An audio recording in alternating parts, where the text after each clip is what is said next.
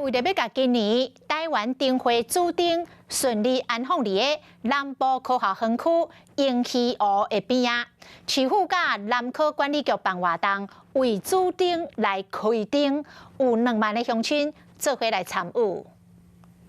为着好2024台湾灯会注定会当顺利安放伫南科，市府甲南科管理局举行利用来南科放光芒的活动，并且由市长黄伟哲将注定的模型送予南科管理局，由局长郑秀荣代表接收。各位放心，南科会好好的对待这只龙哈。未来南科还会一直很旺下去。